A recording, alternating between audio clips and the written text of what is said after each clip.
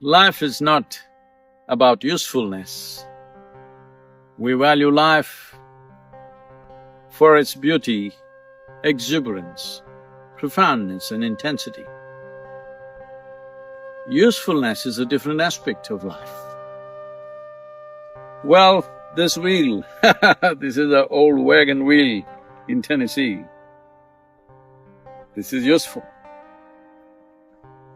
But the moment you think whether this tree, which is an exuberant life, whether it's useful or not, you will refer to the tree as a wood. Unfortunately, a whole lot of people refer to tree as a wood. I must tell you my experience of this.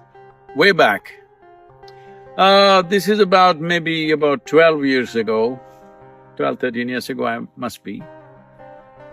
I was doing a program in Mysore city, just at the foothills of Chamundi, because this was one of the major public programs that I was doing.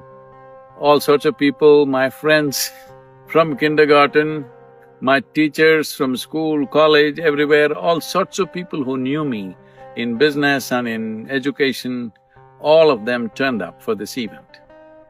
At the end of the event, my English teacher came and hugged me, and then she said, now I know why you wouldn't let me teach Frost, Robert Frost.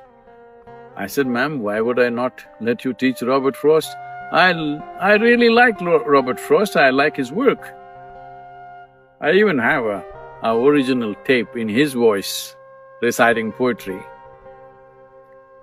Then she reminded me, it happened that till then we were studying largely English poetry, but she was introducing American poetry to us, and then she introduced Robert Frost in glorious terms, and then she started reading his poem.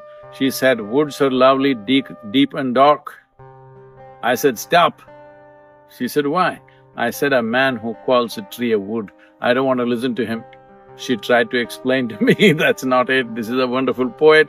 I said, I don't care how wonderful he is, a man who calls tree a wood, I am not going to listen to him. So we must understand this. The moment we make a tree into a wood,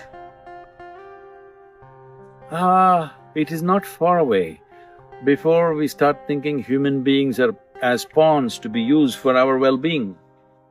This is the ugliest way to exist. Not only making human beings into pawns, to make any life. Unfortunately, for us to eat, we have to kill something, a plant or an animal or a bird or something. Unfortunately, this is the nature of life.